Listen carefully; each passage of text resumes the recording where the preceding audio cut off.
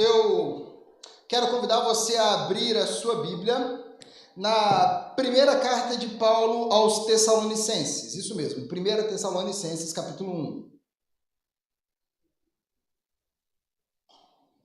1 Tessalonicenses, capítulo 1. Nós vamos ler a partir do versículo 4.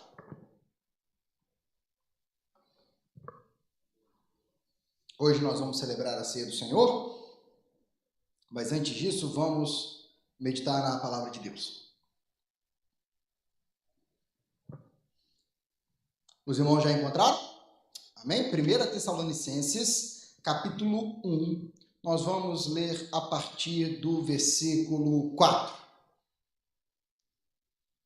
Hoje eu quero falar com os irmãos, o título dessa mensagem é As Marcas do Povo de Deus. É sobre isso que nós vamos falar nessa noite. Eu não sei se você tem expectativas, mas eu creio que Deus vai falar ao nosso coração aqui nessa noite, amém? 1 Tessalonicenses capítulo 1, a partir do versículo 4, a palavra de Deus diz assim: Sabemos, irmãos, amados de Deus, que Ele os escolheu, porque o nosso evangelho não chegou a vocês somente em palavra, mas também em poder, no Espírito Santo e em plena convicção. Vocês sabem como procedemos em vocês em seu favor. De fato, vocês se tornaram nossos imitadores e do Senhor, pois, apesar de muito sofrimento, receberam a palavra com alegria que vem do Espírito. Assim, tornaram-se modelo para todos os crentes que estão na Macedônia e na Acaia, porque, partindo de vocês, propagou-se a mensagem do Senhor na Macedônia e na Acaia. Não somente isso, mas também por toda parte tornou-se conhecida a fé que vocês têm em Deus. O resultado é que não temos necessidade de dizer mais nada sobre isso, pois eles mesmos relatam de que maneira vocês nos receberam e como se voltaram para Deus, deixando os ídolos a fim de servir ao Deus vivo e verdadeiro e esperar dos céus seu Filho, a quem ressuscitou dos mortos, Jesus, que nos livra da ira que há de vir. E louvado seja Deus pela leitura da sua palavra. Vamos orar, meus irmãos? Senhor, é com grande temor e reverência que nos achegamos diante da Tua santa palavra e clamamos a Ti, Senhor.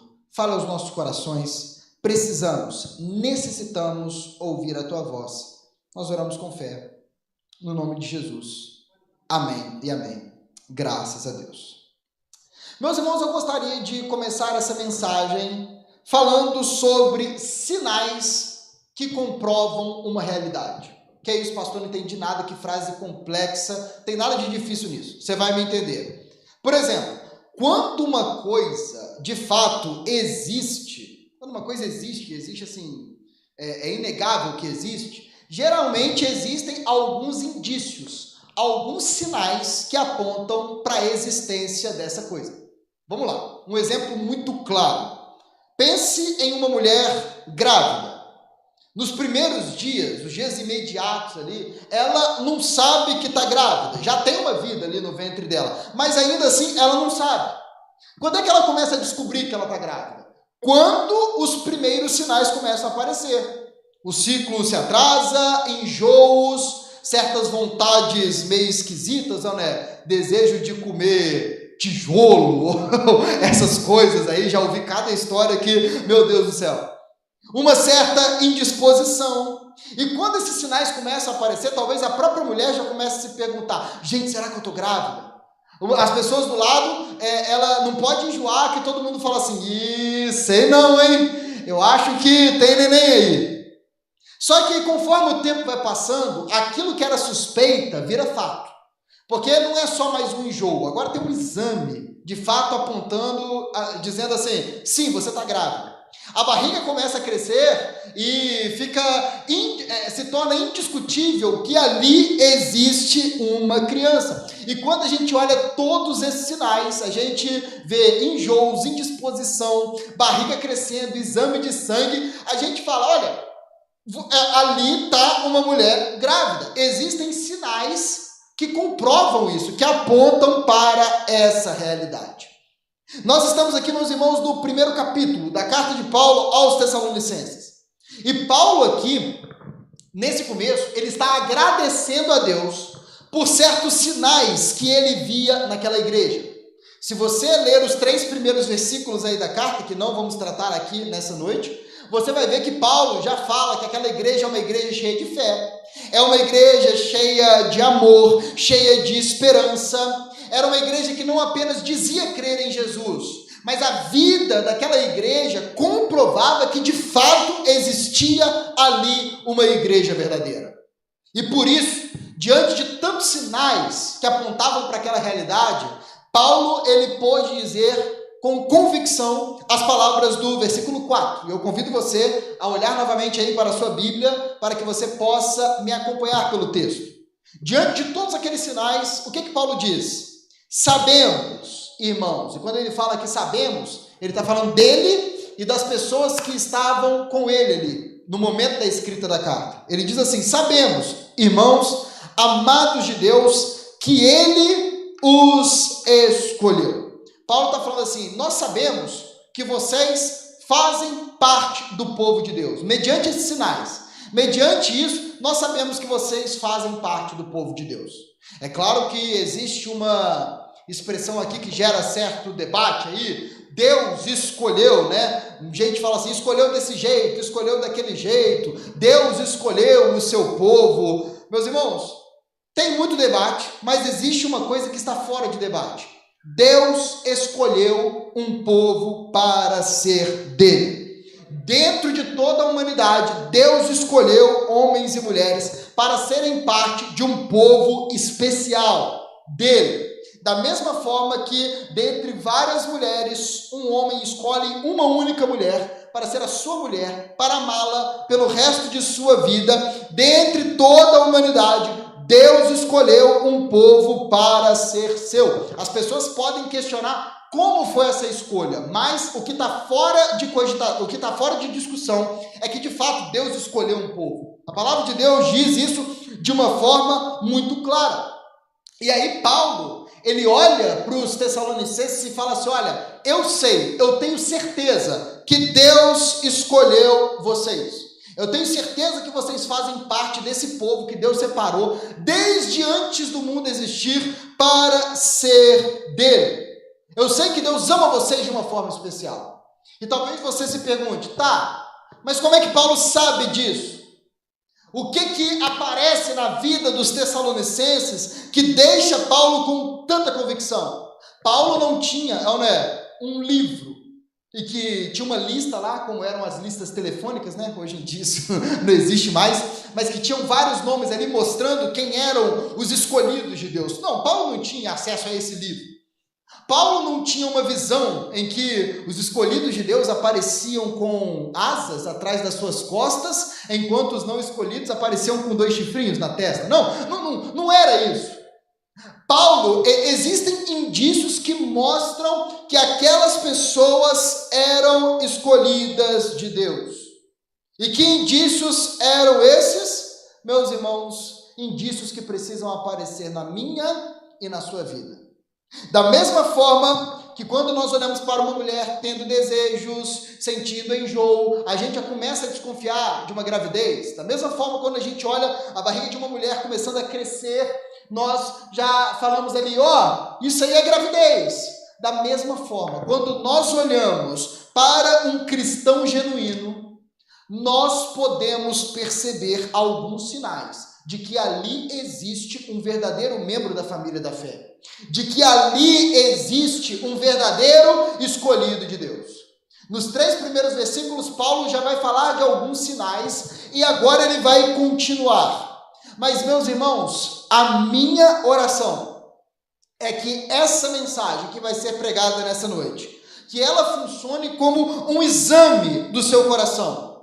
Que você, ao olhar para sinais de uma verdadeira fé, de uma verdadeira vida com Deus, que você possa nessa noite avaliar o seu coração, para ver se esses sinais são claros na sua vida, e se não forem, para que você saia daqui falando: Senhor, tem misericórdia de mim, eu quero que o teu Espírito faça com que esses frutos floresçam cada vez, esses frutos sejam, eles apareçam cada vez mais na minha vida, eu quero que esses sinais apareçam, por quê? Porque eu sou alguém que o Senhor amou, e eu quero que isso de fato apareça na minha vida. Então, nessa noite, eu quero falar sobre algumas marcas que precisam serem claras no meio do povo de Deus.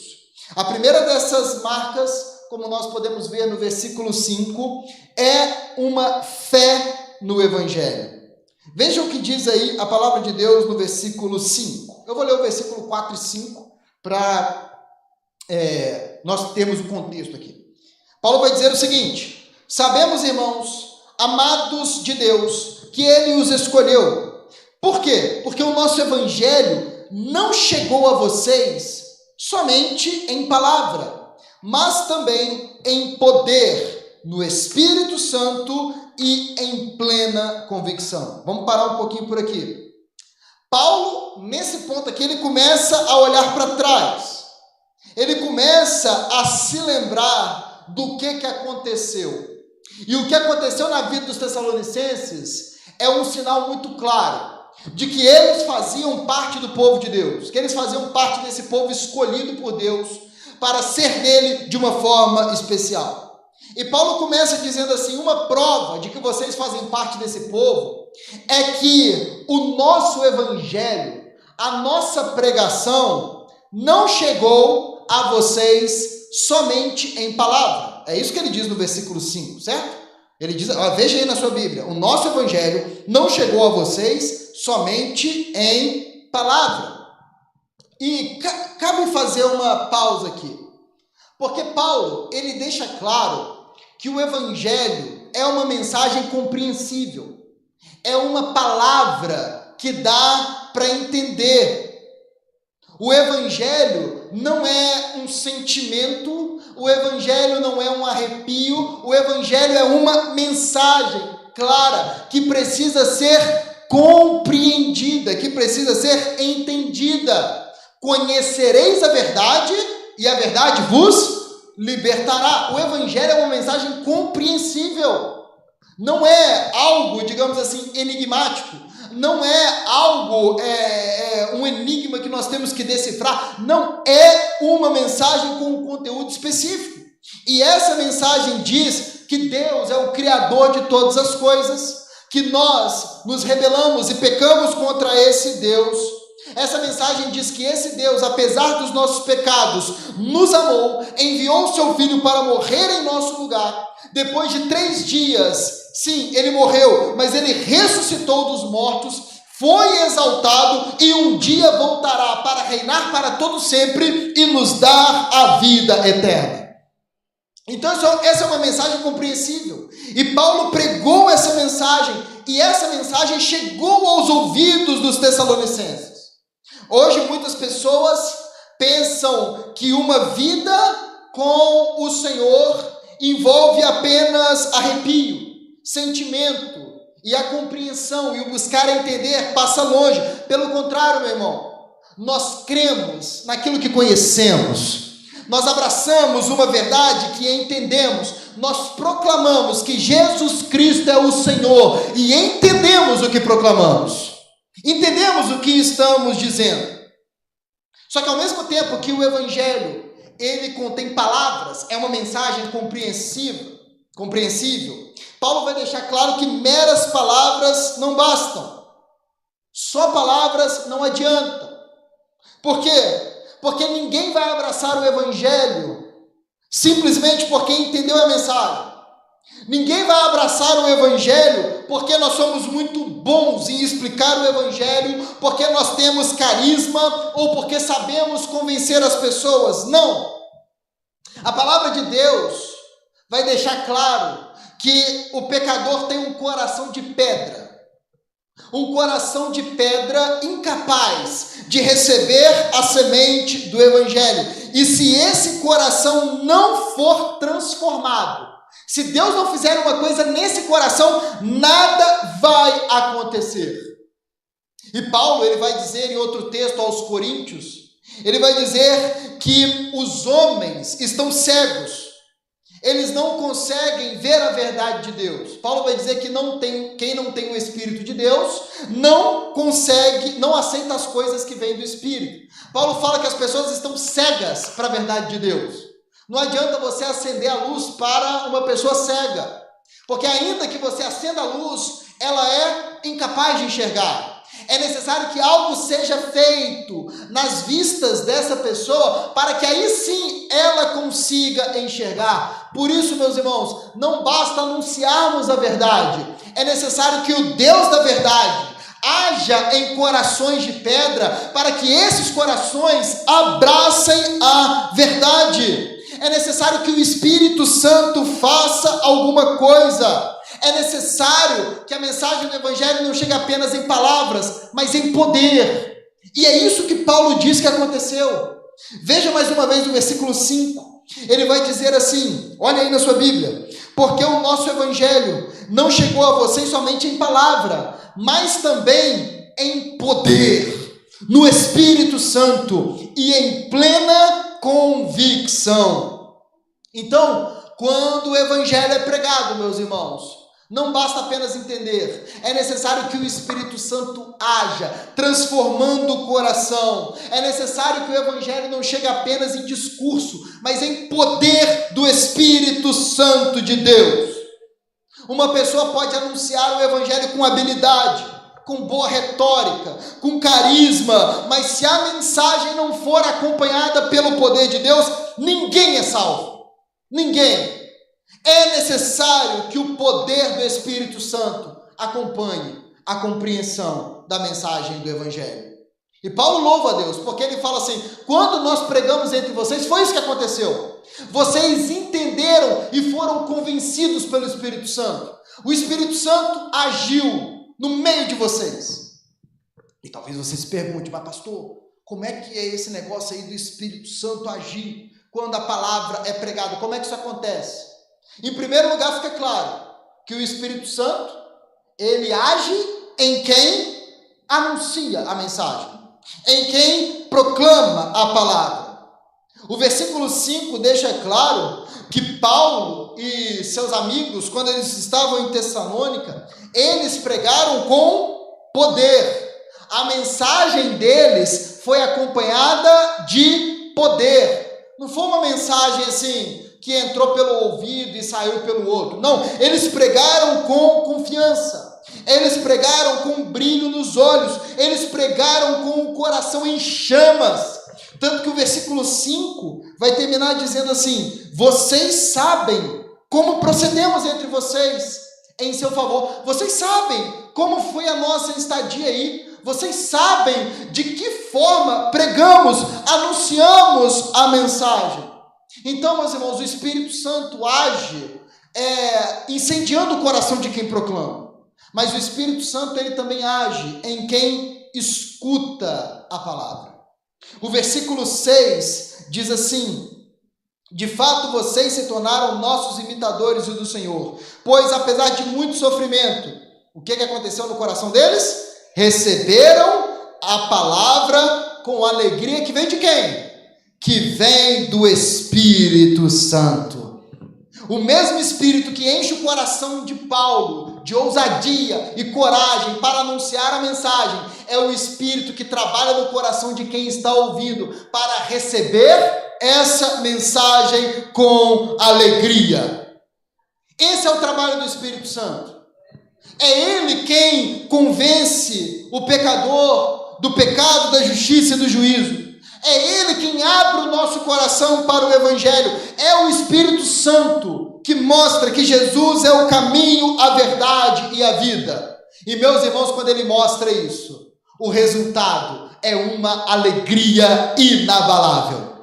Os tessalonicenses receberam a palavra com alegria. E é claro que o coração deles se alegrou quando eles entenderam que os pecados deles estavam perdoados e que agora eles faziam parte da família de Deus. É claro que nós nos alegramos quando vemos que o poder do pecado é quebrado e nós começamos a viver em uma nova vida. É claro, meus irmãos, que nós nos alegramos quando nós começamos a nos lembrar que nós temos a vida eterna e que nós vamos viver para sempre no reino de nosso Senhor e Salvador Jesus Cristo. Onde o Evangelho entra, meu irmão, tem alegria. Os anjos se alegram quando um pecador se converte e o pecador também se alegra. E de quem vem essa alegria? Vem do Espírito Santo de Deus. Você deve se lembrar, o fruto do Espírito é amor, alegria, paz. A alegria faz parte. Quando o Espírito Santo abre os nossos olhos e nós cremos em Jesus, uma alegria incomparável inunda a nossa vida. E essa é a alegria que vem, que resulta da fé no Evangelho. Então, meus irmãos, qual é uma das marcas mais básicas do povo de Deus? Uma fé genuína no Evangelho. Uma fé genuína na mensagem que transforma a nossa vida. Uma fé firme naquilo que Deus fez, está fazendo e ainda vai fazer. E eu convido você nessa noite a analisar o seu coração. A analisar a sua própria alma e ver se essa fé de fato é verdadeira. Meu querido, você que está aqui nessa noite me ouvindo, você precisa responder a si mesmo. Você crê, você tem plena convicção de que você é um pecador, que merece ser condenado eternamente, ou você fala assim, não, peraí, eu não sou tão mal assim. Será que você crê na mensagem que declara que Jesus é o Filho de Deus, Ele é o único Salvador, não existe nenhum outro caminho? A nossa sociedade vai dizer que todos os caminhos levam a Deus, que todas as religiões são verdadeiras. Meus irmãos, nós apontamos para a palavra de Deus e repetimos o que Jesus disse. Ele é o caminho, Ele é a verdade, Ele é a vida. Ninguém vai ao Pai se não for por meio dEle. Será que você crê nisso de todo o seu coração? Você crê que a morte de Jesus te purifica dos seus pecados? Você crê de verdade que Ele ressuscitou ao terceiro dia? Você crê que hoje Ele está vivo? Você crê, meus irmãos, que em breve todo esse mundo vai ser julgado e o reino de Deus vai ser estabelecido para sempre? Você precisa responder, isso é real no seu coração? Isso de fato, será que essas verdades estão cravadas na sua alma, a ponto de inundar o seu coração de alegria, a ponto de se alegrar em ter os pecados perdoados? Existe alegria, meu irmão, em cantar e dizer que Jesus é o seu Salvador? Será que existe alegria na esperança, na promessa de vida eterna? E você precisa responder isso para você mesmo nessa noite. E a minha oração é que Deus nos encha com uma fé, uma certeza tão grande do Evangelho, que nos leve a um coração transbordante de alegria por aquilo que Deus está fazendo em favor do seu povo. A primeira marca do povo de Deus, uma dessas marcas, é uma fé genuína no Evangelho. Mas Paulo, ele vai falar de mais algumas marcas, de mais algumas coisas que ele via na vida dos Tessalonicenses. E a segunda coisa que ele vê é uma imitação de Jesus Cristo. Como eu falei, meus irmãos, as marcas aqui, elas aparecem. Algumas são internas, fé, convicção no Evangelho. Mas outras marcas são externas. A mudança acontece tanto no coração como no dia a dia. Um coração transformado pelo Espírito Santo, que conheceu a mensagem, esse coração, meus irmãos, ele transforma a vida da pessoa. Quando alguém conhece a Cristo, as atitudes mudam, os comportamentos mudam, o jeito de falar muda, o jeito de se vestir, o jeito de andar, enfim. Quem conheceu a Cristo verdadeiramente, meus irmãos, tem uma transformação completa. Tanto que quando a Bíblia vai falar de conversão, ela vai falar de uma transformação assim absurda. É novo nascimento, é nova criatura, é vestir novas roupas, é uma mudança completa. E no versículo 6, Paulo vai falar que isso aconteceu na vida dos Tessalonicenses. Ele diz assim: de fato, vocês se tornaram nossos imitadores e do Senhor, pois, apesar de muito sofrimento, receberam a palavra com alegria que vem do Espírito Santo. Então, olha que interessante. Essa palavra que Paulo usa aqui é interessantíssima. Paulo vai dizer assim: vocês se tornaram nossos imitadores e imitadores do Senhor. A verdade é que nós sempre imitamos alguém. Todo mundo gosta de falar assim: eu sou original, eu não imito ninguém. Mas está imitando sim. Está imitando alguém que fala que você fala que diz que você não tem que imitar ninguém. Ou não é?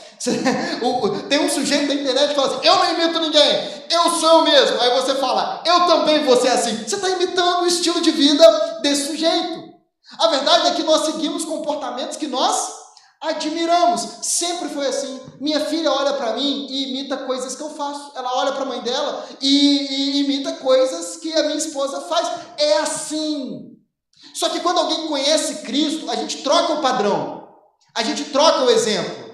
Porque antes imitávamos elementos dessa sociedade que não amavam o Senhor. Mas quando conhecemos a Cristo, nós mudamos a pessoa que imitamos. Nós começamos a imitar o nosso Senhor, o nosso Salvador. É isso que começa a acontecer. E aí vamos voltar para Tessalônica. Paulo vai falar o seguinte: olha, vocês se tornaram nossos imitadores. E vocês se tornaram também imitadores de Cristo. E isso me mostra que o que Deus fez na vida de vocês é real, é verdadeiro. Os apóstolos imitavam Jesus. E as pessoas de Tessalônica, observando os apóstolos, entraram nessa jornada. Eu acho que isso já aconteceu na sua vida, né? Você conheceu uma pessoa que era crente para valer, e você, por meio dessa convivência, aprendeu a amar mais o Senhor. Aprendeu até ser mais piedoso, ter mais devoção para com o Senhor. Os Tessalonicenses estavam fazendo isso. Observando a vida de Paulo, observando a vida dos companheiros de Paulo e de outros apóstolos, eles estavam aprendendo ali o que é amar o Senhor. Mesmo com sofrimento, mesmo com lutas e mais, sem perder a alegria. Talvez você pense assim: tá, mas como é que eles imitavam Jesus? Se você parar para pensar, meu irmão, Jesus, mesmo sofrendo, não deixou de fazer a vontade do Pai. Talvez você olhe para as multidões aplaudindo Jesus e a gente se esquece de que em muitos lugares Jesus foi rejeitado, Jesus foi zombado, Jesus foi expulso de certas cidades, Jesus foi invejado por líderes, mas nem toda essa oposição fez com que Jesus abandonasse a vontade do Pai. Nem toda essa oposição foi suficiente para fazer Jesus perder a alegria de comunhão com o Pai. Mesmo diante de tantas lutas, Jesus permaneceu fiel ao Pai. Os apóstolos seguiram o exemplo de Jesus. Eles também passaram por muito sofrimento, mas mesmo assim não deixaram de ser fiéis ao Senhor. Certa vez pegaram Pedro e João, prenderam e falaram assim: ó, vocês não vão pregar o evangelho. E aí sabe o que eles falaram? É o seguinte: vocês vão bater na gente, vocês vão fazer a gente sofrer, mas é mais importante obedecer a Deus do que aos homens. E por isso, não vamos deixar de falar daquilo que vimos e ouvimos. Não vamos deixar de anunciar a mensagem. E por isso mesmo, diante de muito sofrimento, eles continuavam caminhando com o Senhor, fiéis ao Senhor, em alegria. Paulo e Silas foram presos em Filipos, e mesmo assim, na prisão, depois de receberem açoites, cantavam ao Senhor. Mesmo diante de lutas, permaneciam fiéis. Jesus fez isso, os apóstolos fizeram isso, e quem eram os próximos da fila? Os Tessalonicenses. E eles fazem exatamente isso. As pessoas de Tessalônica não ficaram felizes de ver um grupo da cidade deixando os deuses da cidade. Na cabeça daquelas pessoas, elas pensavam assim: vocês vão deixar de adorar o Deus da cidade e o Deus da cidade vai ficar irado, vai começar a mandar castigo. Olha, o que vocês estão fazendo é loucura. E ficaram com raiva deles. E por isso os tessalonicenses foram perseguidos, foram prejudicados financeiramente, foram deixados de lado. Paulo vai dizer que, apesar de muito sofrimento, ainda assim eles abraçaram a palavra. Ainda assim, eles permaneceram fiéis, sem perder a alegria da salvação. Meu irmão, se existe um propósito de Deus para a sua vida, é que você seja semelhante a Jesus Cristo. É que você seja parecido com Jesus. Romanos 8 vai dizer que o propósito de Deus é nos fazer conformes à imagem de seu Filho. Você já parou para pensar que nós somos chamados para ser discípulos de Jesus? E o que um discípulo faz? Um discípulo aprende observando o seu mestre. Existe muito isso na marcenaria, né? O pessoal até chama o marceneiro lá mais experiente de mestre. Eu já vi isso acontecer algumas vezes. E como é que o aprendiz aprende? Observando, fazendo junto ali, vendo como é feito, recebendo as instruções. E Jesus certa vez disse: se alguém quiser acompanhar-me, se alguém quiser ser meu discípulo, o que deve fazer? Deve negar a si mesmo, tomar a cruz e seguir. Alguns dizem que a cruz é a sogra, né? Meus irmãos, nada disso. Alguns olham para o marido e falam assim: essa cruz que Deus me deu para carregar. Outros brincam, brincando, mas meus irmãos, quando Jesus fala aqui sobre tomar a cruz, Jesus está falando sobre abraçar os problemas que vêm por crer nele. Porque crer em Jesus sempre traz problemas. Sempre traz. Algumas pessoas dizem que vir para Jesus é parar de sofrer. Eu até entendo quando falam isso. Mas a verdade é que quando Jesus fala assim: quem quiser vir, olha, não é rede de água de coco. Não é. É cruz. É sofrimento. Se você está disposto a isso, aí sim, pode vir e me seguir. Por que é problema? Porque o verdadeiro evangelho, meu irmão, sempre produz resistência. Sempre. Uma pessoa que abraça Jesus sempre vai experimentar certo tipo de resistência. Alguns serão perseguidos fisicamente. Outros serão zombados pela sua própria família. Alguns vão perder amigos. Outros vão ser humilhados publicamente. Por quê? Porque as trevas se incomodam com a luz. Porque as trevas não aceitam a luz. Mas o que o povo de Deus deve fazer? No meio dessa resistência, o povo de Deus deve permanecer fiel. O povo de Deus deve imitar a Jesus e falar assim: eu não vou largar a minha cruz. Se o meu mestre foi zombado, rejeitado, humilhado, quem sou eu para recusar essas coisas? Quando fala sobre imitar Jesus, é claro que isso envolve ser bondoso, é claro que isso envolve se importar com as pessoas, mas Paulo está falando aqui sobre aguentar a pressão de ser um verdadeiro seguidor de Jesus, sobre aguentar a resistência, sobre aguentar, meus irmãos, a humilhação. E isso é fato.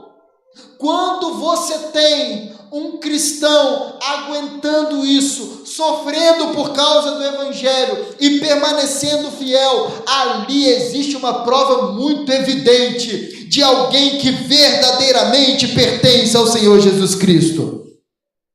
E nós somos chamados a fazer isso sem perder a alegria. Nós seremos zombados, nós seremos rejeitados, nós vamos experimentar certo sofrimento e nós estamos dispostos a carregar essa cruz. O que nós não estamos dispostos de jeito nenhum é, meus irmãos, perder a alegria da nossa salvação. É perder o nosso Senhor e Salvador Jesus Cristo. Nós seremos zombados, mas nós não vamos deixar de dizer que Jesus Cristo é o Senhor. Nós podemos ser até presos, como Paulo e Silas foram, mas nós não vamos deixar de cantar ao nosso Deus. Uma marca verdadeira do povo de Deus é uma fidelidade absoluta, uma fidelidade que resiste ao sofrimento. É, meus irmãos, uma alegria inabalável de não abandonar o Senhor, mesmo quando lágrimas estão escorrendo pelo nosso rosto, mesmo quando a dor é intensa, nós permanecemos firmes, crendo naquilo que Jesus fez, permanecemos fiéis, caminhando junto com o nosso Senhor. E aí, mais uma vez, eu convido você a avaliar o seu coração. Eu convido você a avaliar a sua alma. Será que você é alguém como Jesus? Será que você está imitando o Senhor, que mesmo diante do sofrimento, permanece fiel? Será que você é alguém como Paulo, que escreveu essa carta, que mesmo diante de muito sofrimento, continuava cantando ao Senhor, mesmo nas prisões? Será que você é como os Tessalonicenses, que olhando para Jesus, olhando para Paulo, falaram assim: a gente vai sofrer, o pessoal da nossa cidade está nos perseguindo, mas nós não vamos abandonar o nosso Senhor? Ou será que você é alguém que diante do desconforto, abaixa a cabeça? Eu não estou falando para você criar todas as confusões que você puder arrumar. O que eu estou falando é que às vezes, meus irmãos, ou é a impopularidade, ou é a fidelidade. Em certas situações, ou vai ser a aprovação da família, ou vai ser fidelidade a Jesus Cristo. Em certas situações, ou vai ser aceito pelos colegas de faculdade, pelos colegas de trabalho, seja lá o que for, ou vai ser experimentar rejeição, zombaria, às vezes até mesmo ser prejudicado. Nessas horas, será que você abraça o conforto? Ou será que você olha para o seu mestre carregando uma cruz e diz assim: eu preciso imitar o meu Senhor? O povo de Deus não é o povo que não tem aflições. Não é o povo que recebeu uma lâmpada mágica e tudo se resolveu na vida. Não. É um povo que nesse mundo experimenta aflições. Mas apesar dessas aflições, permanece fiel, continua caminhando com o Senhor, até o dia em que esse Deus vai enxugar dos nossos olhos toda lágrima. Então a pergunta que eu lhe faço é: olhe para a sua vida, avalie o seu coração. Será que você tem sido um imitador de Jesus? Será que mesmo no meio de sofrimento, mesmo no meio de angústia, você tem permanecido fiel ao Senhor?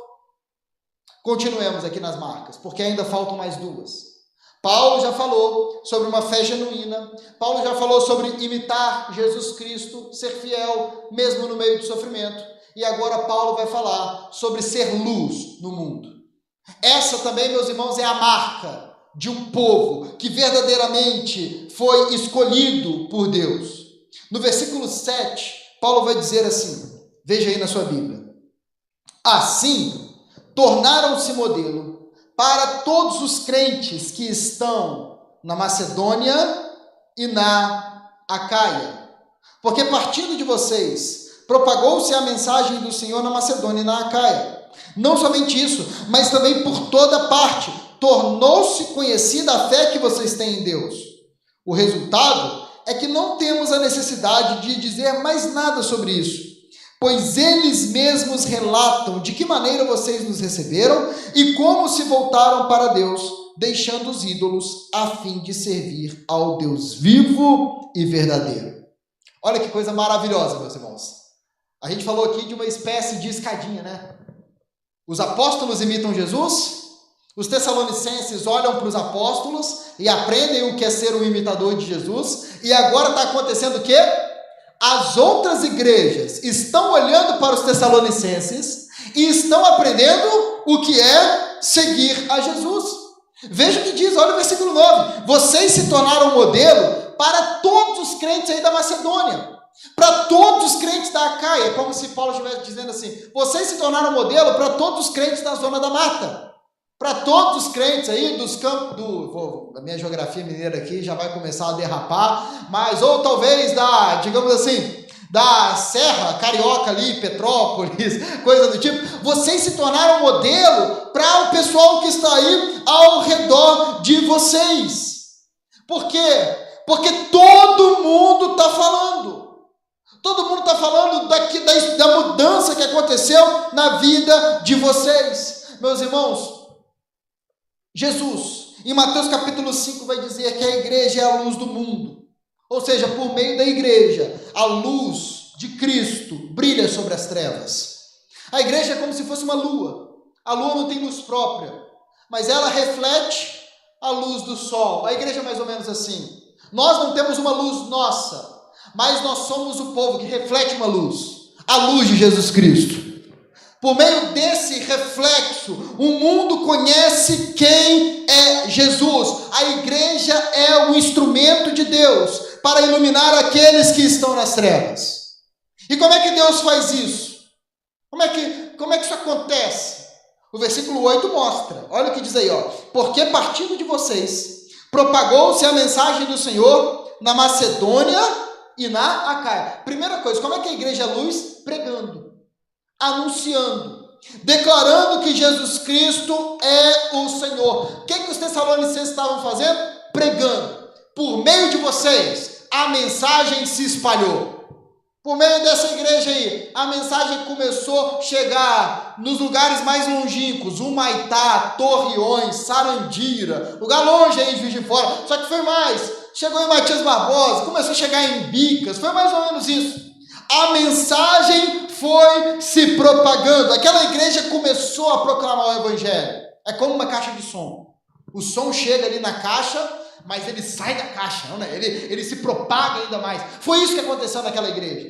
O evangelho chegou ali, ele não ficou ali, ele se espalhou. Aquela igreja era como uma trombeta. O evangelho chegou ali e saiu e começou a ser anunciado. E aquela, meus irmãos, aquela igreja, ela foi usada por Deus para que o evangelho se espalhasse naquela região. E aconteceu algo engraçado, né? Porque olha o que diz aí o versículo 9. Diz assim, ó: pois eles mesmos relatam de que maneira vocês nos receberam e como se voltaram para Deus, deixando os ídolos, a fim de servir o Deus verdadeiro. Olha só, Paulo nem precisava falar sobre os Tessalonicenses. As pessoas já vinham falar com ele. É engraçado porque geralmente o missionário fala, né?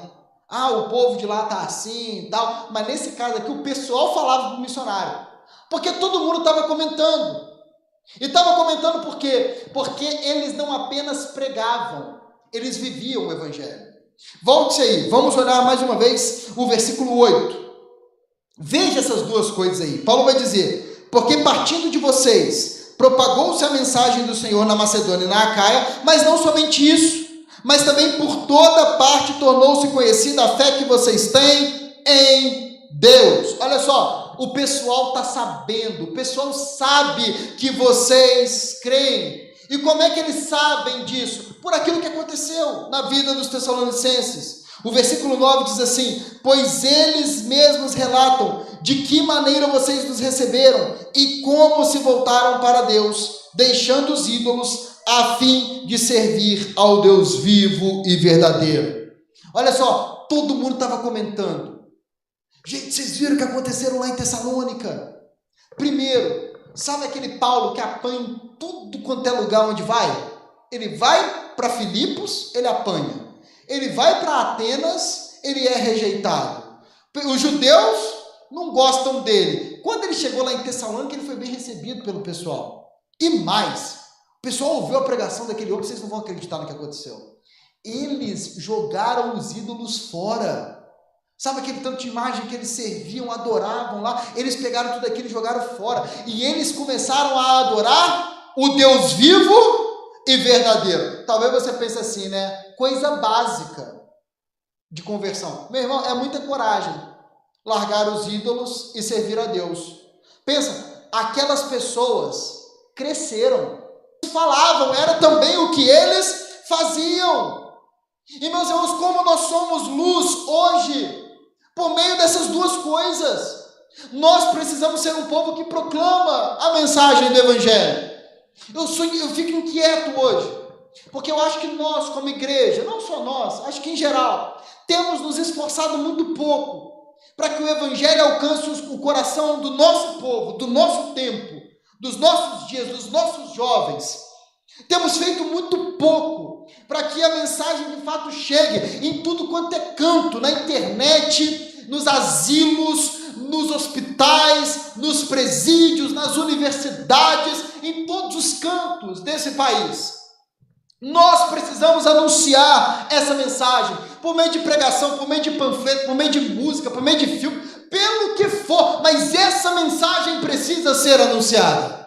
E além de tudo, meus irmãos, brilhamos também com a nossa vida, com o nosso testemunho.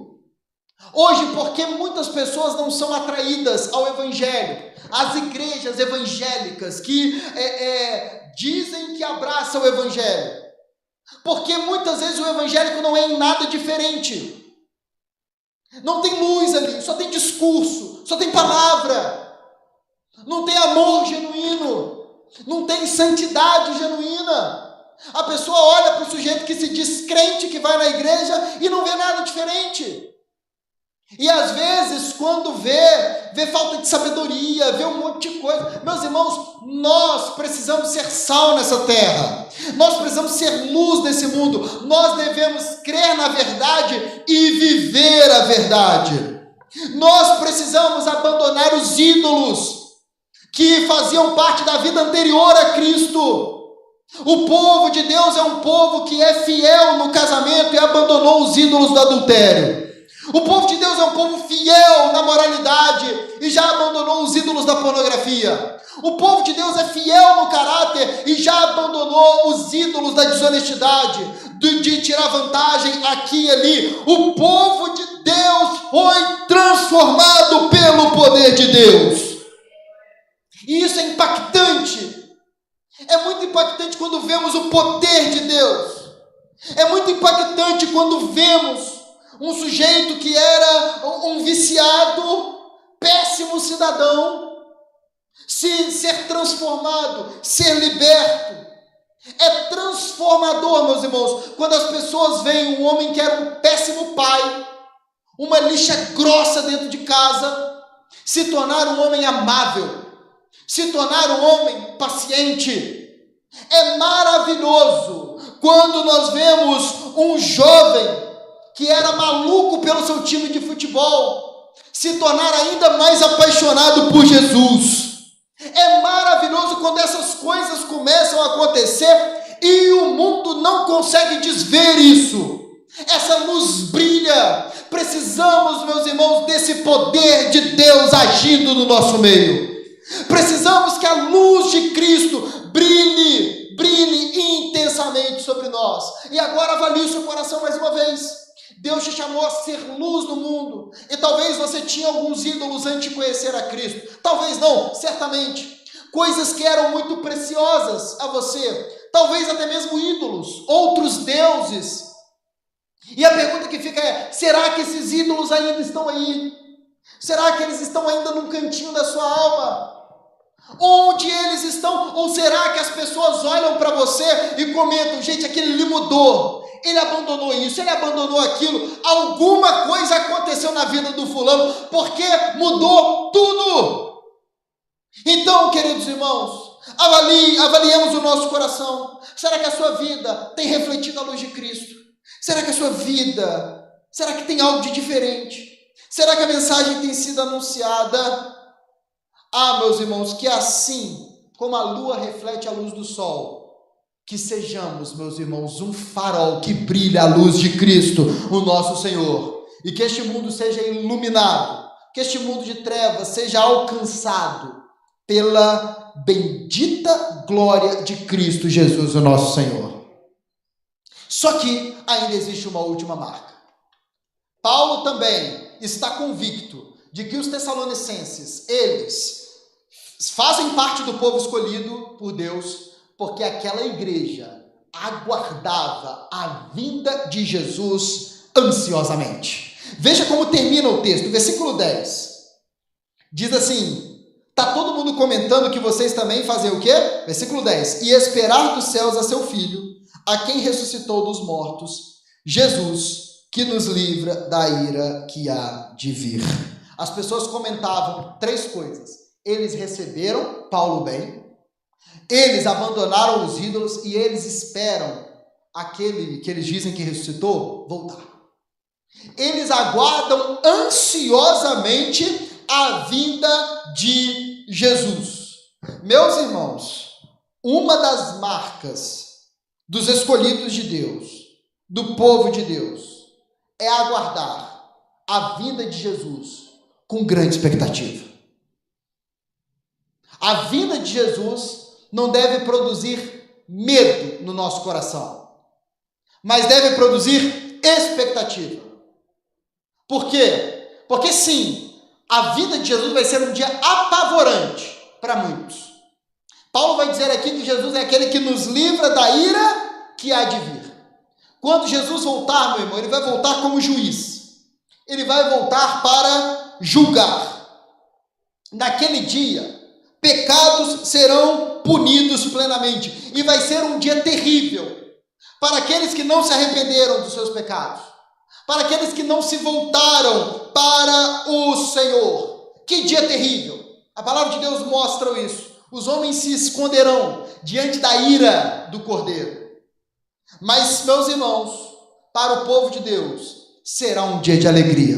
E por isso os tessalonicenses aguardavam com grande expectativa. Ninguém aguarda um dia maravilhoso com medo. Pelo contrário, se você está aguardando aquela viagem que você já está aguardando há tanto tempo e esse dia está se aproximando, você olha para chegar nesse dia com expectativa. Ô Senhor, meu pezinho lá na areia, né? Eu tirando aquele cochilo, tomando aquela água de coco e só adorando o teu nome ali. Oh, que esse dia, ninguém fica com medo desse dia.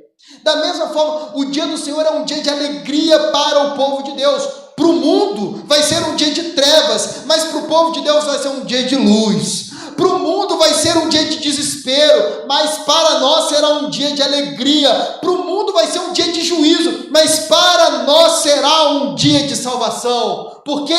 Porque nós temos Jesus, aquele que Paulo diz que nos livra da ira que há de vir. Nós temos Jesus, aquele que já foi punido em nosso lugar. Nós temos Jesus, aquele que nos purifica de todo pecado, que nos torna filhos, amigos de Deus. E por isso, o povo de Deus aguarda a vinda de Jesus com grande expectativa. Ah, meu irmão, que dia maravilhoso vai ser o dia da vinda do nosso Senhor. Que dia maravilhoso vai ser o dia em que as nossas lágrimas vão ser enxugadas. Já pensou como é que vai ser maravilhoso nós nos encontrarmos com os nossos irmãos que já partiram? Já pensou como é que vai ser maravilhoso se juntar àquele povo de toda tribo, língua, raça e nação? Europeus, africanos, americanos, indígenas, asiáticos, judeus, árabes, brasileiros, juiz-foranos, todos declarando em uma só voz que Jesus Cristo é o Senhor. Já pensou, meu irmão, como é que vai ser maravilhoso esse dia? Já pensou no dia que não vai existir mais cemitério? No dia que nunca mais um médico vai pegar e vai entregar um diagnóstico de câncer? Já pensou como é que vai ser esse dia, meu irmão? Já pensou quando a gente for viver em um mundo que não tem abuso infantil? Quando a gente for viver em um mundo que não tem mais nenhuma dor, mais nenhuma tristeza, porque o Rei de toda a terra veio e transformou todas as coisas? Mas por incrível que pareça, tem um monte de crente que não aguarda esse dia com expectativa. Tem um monte de crente que vive tratando esse dia como um mero detalhe. Tem tanto crente, meus irmãos, que desejam a vinda do Senhor de forma tão pequenina, que tem um monte de incrédulo aí que nem sabe que a gente aguarda a vinda do Senhor. Certa vez uma pessoa disse que uma pessoa só está verdadeiramente convertida quando o seu coração tem alegria, deleite, prazer, expectativa na volta de Cristo. E eu, de certa forma, concordo com isso. Eu acho muito difícil uma pessoa ser verdadeiramente convertida e não aguardar com expectativa a vinda do Senhor. Nós, como povo de Deus, meus irmãos, nós aguardamos esse dia. Nós não vivemos como se Jesus nunca fosse voltar.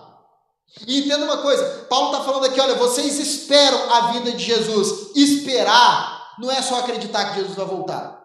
Quando a gente espera, a gente se prepara. Quando você está esperando uma pessoa ir na sua casa, o que você faz? Você só fica lá sentado no sofazão, pipoca, vendo TV, é assim? Eu quase aqui sentei para demonstrar como seria. Como é que você faz? Não. Você ajeita a casa. Se é uma pessoa que você quer agradar muito, você já faz aquele jantar, você prepara tudo, você separa um espaço, você já deixa o cachorro com o vizinho, você faz o que tem que ser feito. Por quê? Porque aquela pessoa vai chegar. Meu irmão, quem está esperando Jesus vir, se prepara para essa vinda. E infelizmente tem muita gente vivendo hoje dentro da igreja como se Jesus não fosse voltar. Como se nunca fosse passar por esse dia. Meu irmão, quem está esperando a vinda do Senhor Jesus luta para viver em santidade, para não se envergonhar diante do Rei da Glória. Quem está esperando a vinda de Jesus não vive apenas para juntar tesouros nessa terra, mas vive também para juntar tesouros por toda a eternidade. Essa é uma marca do povo de Deus. O povo de Deus aguarda com mais expectativa a vinda do Rei dos Reis do que o próximo presidente que vai tomar posse em Brasília. O povo de Deus tem que arder mais, meu irmão, pelo reino de Deus do que por político A, B ou C. A nossa expectativa, meu irmão, não está em homens deste mundo, mas naquele que venceu a morte e está à direita de Deus Pai. Isso é a nossa expectativa. Nós podemos ter preferências políticas, a gente pode preferir uma determinada linha política, mas a nossa expectativa de redenção, o que faz brilhar os nossos olhos, não é quem está no STF, não é quem está lá na cadeira em Brasília, não é quem ocupa o Senado ou a Câmara. Os nossos olhos brilham diante daquele que está sentado no mais alto e sublime trono. A vinda dele é o que faz o nosso coração arder. Não é o próximo mandato de 4 anos, é o reinado que jamais vai ter fim. E aí eu convido você a avaliar o seu próprio coração. Olhe o seu coração, faça um autoexame. Meu irmão, de fato, existe uma expectativa ardente, viva, pela vinda de Jesus Cristo, nosso Senhor? Será que você está se preparando para a vinda de Jesus ou você está vivendo como se Jesus nunca fosse voltar? Responda para si mesmo. Será que você está se preparando mais para os próximos 10 anos da sua vida nessa terra? Ou será que você está se preparando mais para a eternidade que você vai viver ao lado do Senhor Jesus? Meu irmão, que o nosso coração arda com a expectativa da vinda do Senhor. Que aguardemos com grande expectativa a coroa que está reservada para nós. Que aguardemos com grande expectativa pelo fruto da árvore da vida. Que aguardemos com grande expectativa o dia em que ouviremos do próprio Senhor Jesus: venham benditos de meu Pai, para o reino que lhes foi preparado desde antes da fundação do mundo. Eu comecei essa mensagem falando dos sinais de uma gravidez. E aparecem. Podem até demorar a aparecer. Esses dias eu vi uma reportagem aí de uma jogadora de vôlei que disse que não estava se sentindo muito bem, estava sentindo muito sono, o treino não estava rendendo tanto, aí foi fazer exames, aí o doutor falou assim: parabéns, você está grávida, 6 meses já, daqui a 3 meses nasce. Acontece essas coisas assim, não é muito comum, mas mesmo quando demora a aparecer, aparece. Não tem como, tem uma criança ali. Uma hora essa realidade vai dar os seus sinais. Da mesma forma, meu irmão, cristãos podem até ser imperfeitos. Eles podem até falhar em certas coisas. Eles vão falhar. Nós vamos falhar. Isso é verdade. Mas até num cristão que tem os seus erros, como é o caso de todos nós, cedo ou tarde os sinais começam a aparecer. Da mesma forma que não dá para esconder uma gravidez, não dá para esconder uma vida transformada por Jesus. Da mesma forma que não dá para esconder, meus irmãos, uma criança em um ventre, não dá, meus irmãos, para uma luz ficar sem brilhar. E por isso, se nós olhamos para um texto como esse, se nós olhamos para o nosso coração numa mensagem como essa e falamos assim: a minha fé precisa ser avivada, a minha expectativa na vida do Senhor precisa ser maior, o meu testemunho não está legal. Se nós olhamos para... Eu não estou imitando Jesus na hora do sofrimento, eu afrouxo a corda. Se nós olhamos para a nossa vida e falamos assim, Senhor, essas marcas precisam aparecer mais. Hoje é um dia de nós nos quebrantarmos. Hoje é um dia de nós nos humilharmos. E da mesma forma como a barriga da grávida começa a crescer, se nós nos quebrantarmos diante do Senhor, meus irmãos, esses sinais vão começar a aparecer. Então eu convido você hoje a ficar de pé e nessa noite orar junto comigo dizendo, Senhor, eu quero que esses sinais apareçam na minha vida.